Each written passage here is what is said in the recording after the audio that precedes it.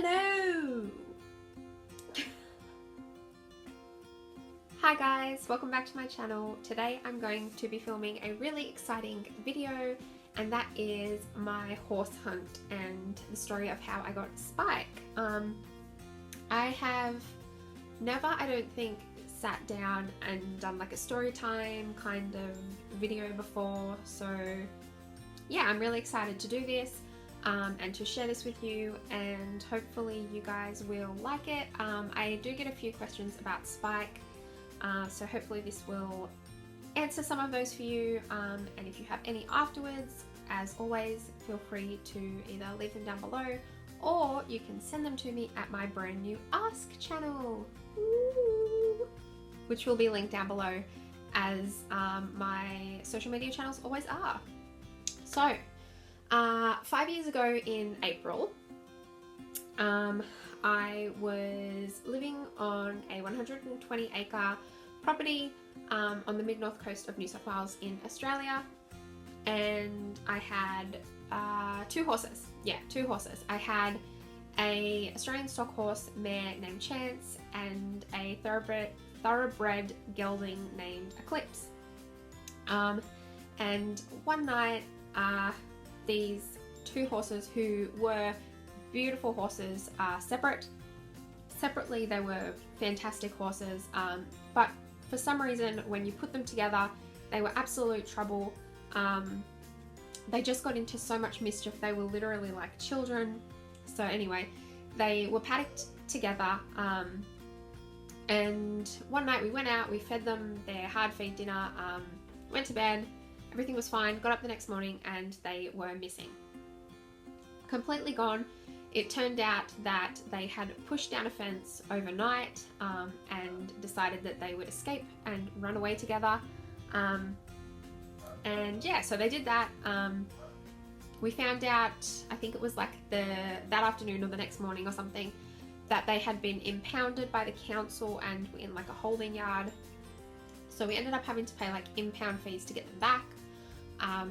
And they went to this property where they kept all their impounded, like livestocky kind of animals. So we went down there to see them, and to arrange for the guy who had a truck to bring them back to our property. So we did that, and when we went down there, there was this little black horse in a paddock by itself, and it was really skinny and it didn't have much feed in the paddock. Like the paddock was just basically gravel and weeds, and I felt really, really sorry for it. So we went out the next day and we took out some extra food and left it for this horse. And yeah, the horse didn't come right up to the fence. Obviously it was quite like wary of people, so we didn't leave you know, with patting that horse or anything. We just put the food inside the gate and then left. And a couple more days passed because we'd arranged for the guy to drop the horses at our house, but there was sort of a few days in between the time where we arranged it to when he could actually drop them off. So they were kind of staying at that holding yard until then. So we kept going back every day to feed them, and I couldn't stop thinking about this little horse. So I offered the guy what he would have got had the horse gone to slaughter, because that's where it was going, which was like $120 or something at the time. So I ended up buying this extra horse that I didn't want, that I got because my horses ended up impounded. This is really the story of how I got Shadow. Not how I got Spike, but it all sort of like leads into how I got Spike. So we named the black horse Shadow. We took all our horses home, so we now had 3 horses. And I randomly one day just got talking to a friend of mine from the area who I just met randomly, and I was telling her all about Shadow and how we bought him, and you know, he didn't end up going to slaughter. I'm not going to say we rescued him because I hate that term and I think that people throw it around way too much these days. So no, I did not rescue him. Yes, he would have gone to slaughter if I had not bought him, but as far as I'm concerned, I bought him. I did not rescue him. So I had them all home, met with this friend, and we just randomly started talking about maybe we could start taking on some other horses. You know, we had 120 acres on this property and 3 horses. There was a ton of grass. We thought, you know, what if we kind of turn it into not a rescue, but like maybe like a place where horses who need new homes or whose owners can't keep them for whatever reasons come here until we can find them a more suitable place to live. So we kind of talked briefly about that, and we didn't really sort of start anything at that point in time. It was kind of just an idea that we had, that we thought, you know, we'd like to do at some point. So a couple of weeks passed. I got Shadow in, I think it was March, or it might have, yeah, I think it was March or February, I can't remember. Anyway, it was around the start of the year. So I got Shadow, and then a couple of weeks passed since I talked to my friend about the possibility of taking on other horses like Shadow, and I randomly got a text one day from my friend who said, look, I have a friend who has a horse. She's got 2 horses. Her parents said she can only keep 1. I think this particular horse would be a really great prospect for this idea that we'd come up with, because he has a sway back. And I was like, oh, look, I really don't think I'm in a position to take on another horse at the moment, because Shadow was still quite sick. He was eating lots of food. We were feeding him really well. He was eating well. His coat was starting to get better, but he wasn't really putting on a great deal of weight. And I sort of was really concerned with how he was progressing. So I sort of said to my friend, look, I don't really think I can take on another horse at the moment, just because Shadow's not progressing as well as I had hoped he would, even though it had only been a month. So yeah, I sort of said no. And yeah, at the time she just sent me the one text, and also linked me to the Facebook advert where Spike had been advertised in a couple of Facebook groups. So I'd hopped onto those to have a bit of a look, just because I was curious. I hopped onto those and had a look and sort of read his information. The girl said he was 16.3, he was about 7 years old, he was warm blood. She'd done a little bit of work with him, but he had only just been broken. And that was basically all she had to say about him, other than obviously things like his location and his price, and the information about his sway back. So I had a look at that, and there was one picture there of him which I also had a look at, and I just kind of thought, no, I really don't have the time to be taking on a 4th horse. So yeah, text my friend back, said, look, thanks for letting me know, but at this point in time I just really can't take on another horse. Like I don't have the time to be able to do that. So she texted me back and was like, yeah, that's fine, no worries, I understand, blah blah blah. And then I think it was like a day or 2 passed, and I kept going back into my phone and looking at her text, and I just couldn't stop thinking about this horse, and I had absolutely no idea why. Like I couldn't stop thinking about it. Like this photo just kept popping up in my head, and I literally could not stop thinking about this horse that I had absolutely, you know, no information on. I had never met, I knew nothing about, but I just couldn't stop thinking about him. I ended up texting my friend back and saying, look, if your friend still has that horse for sale, I would be interested. Obviously I'm not willing to pay what she's asking for him.